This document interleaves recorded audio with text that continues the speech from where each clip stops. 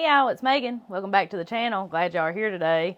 So I thought it would be an injustice if I didn't show y'all me making our strawberry jam from our strawberries you saw us pick the other day. So that's what me and Maggie are working on in the kitchen today. I just wanted to throw you together a quick little video to show you this super simple way to make strawberry jam. First thing, that and green beans were the first thing that I ever canned and that I ever made.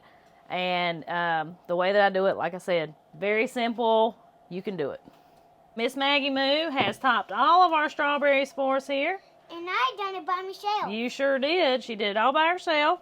And we're going to put them in the food processor. Okay. Keep on going. Oh. Oops. Oopsie. All right. Whoa. What? Okay. Well, we did get them all, didn't we?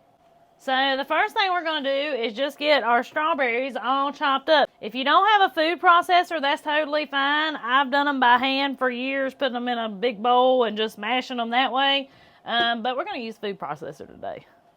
There you go.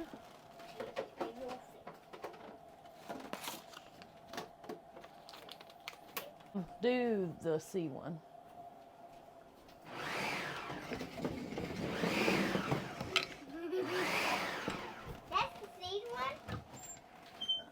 Yeah, do it again.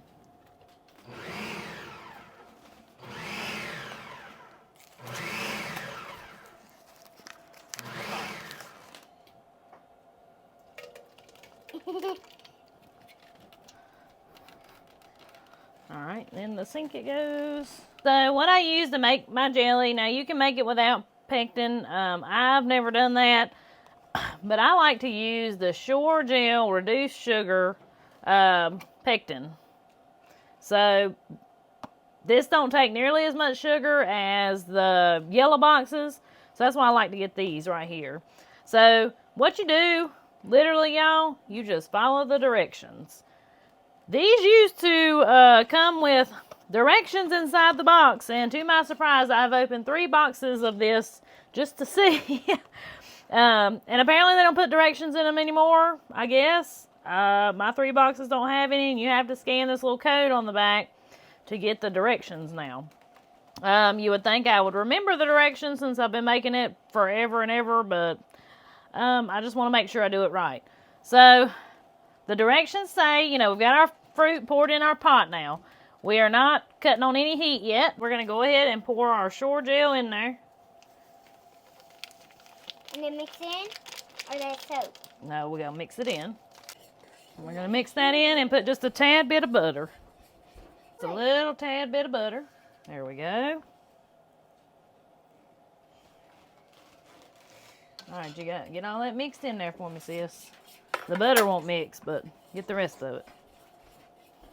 So while we're waiting on this to start boiling, we're going to measure out our sugar.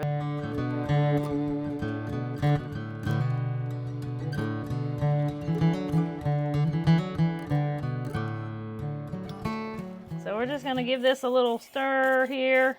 I got it.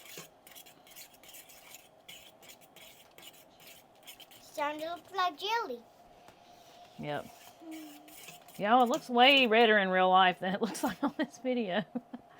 Must be my fluorescent light. Alright.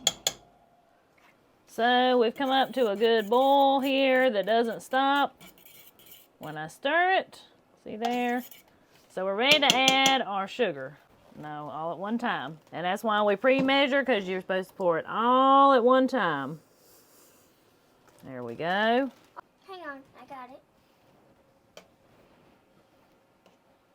It'll really be good with me adding that. And now this whole time you're leaving your heat on. Yeah. And let it be sugary. And cut all the strawberries I picked. Not all. And now what you're going to do, after you get all that sugar mixed in there, we're going to bring it back to another rolling boil. So look at that! That's a boil that doesn't stop when you stir it. And once it comes back to the rolling boil again, you let it go exactly 1 minute before you cut the heat off and remove it from the heat. I got that all mixed in there. Now that's really red. And I just like to stir it every once in a while. We're still not there yet, and it takes it a few minutes while all that sugars are melting.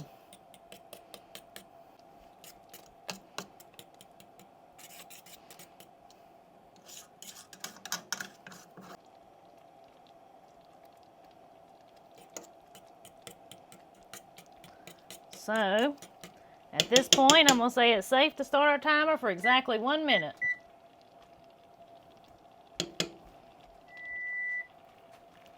Alright, our 1 minute's up. We're going to scoot this off the heat. So the next thing we've got to do is scrape some of this foam off that you see builds on the top. Where I put the butter in there, it don't get too much on it, but you don't want to leave that in your jelly.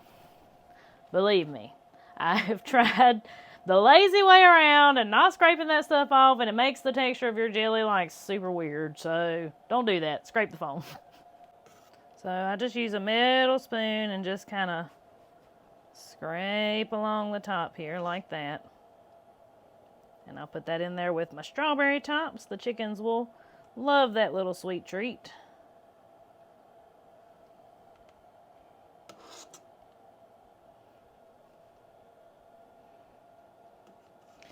And you're not going to get every last bit of it, but just try to get most of it.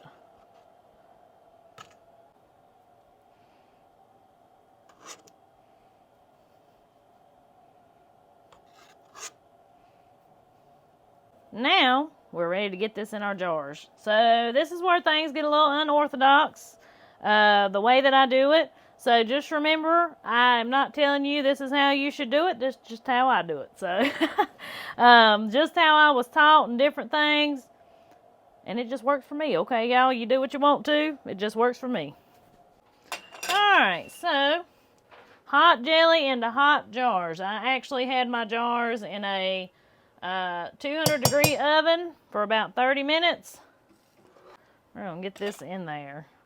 And I fill it up as absolutely full to the top as I can get. I try to leave as little airspace in that jar as possible.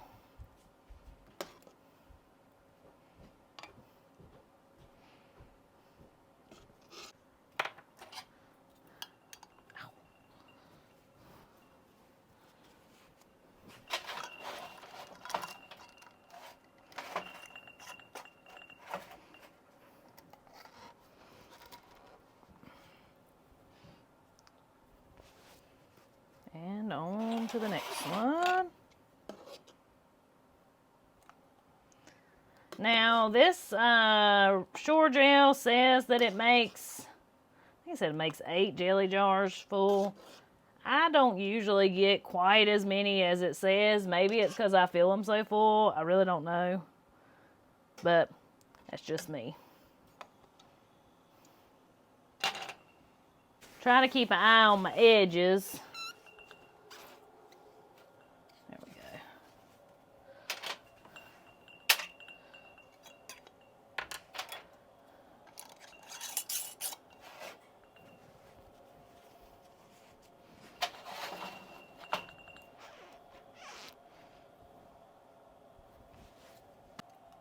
I try to make as quick a work of this as possible so my liquid doesn't cool off. My jars don't get too terribly cool. And plus this is already trying to set. So I'm just trying to get through this part as quick as I can. And I don't know if I'm going to have enough to fill that one up. This one we may just have to eat on now. And a word for the wise, when you get done with this, go ahead and wash your pot. It's going to make your life a whole lot easier. Don't let that sit around, all this jelly-covered stuff. So guys, here's my finished product. Yes, my jars are turned upside down. This is the way that I was taught. My jam seems to keep better for me doing it this way. The air pocket, I'll let these sit like this till tomorrow, and the air pocket's going to be on the bottom of your jar instead of on the top. And it seems to help my jam anyway keep a little bit better. Boy, it looks good though. Makes excellent Christmas gifts. So y'all be thinking ahead. Good to put in stockings and stuff. But anyways, guys, I know that was kind of short and sweet, but I hope you enjoyed today's video. Let me know in the comments how you make your strawberry jam. I know there are a million different ways to make it. And like I said, this is just how I was taught. Or if you try doing it the way I do it, let me know how it works out for you. And anyways, guys, till we see y'all on the next one, y'all have a good one.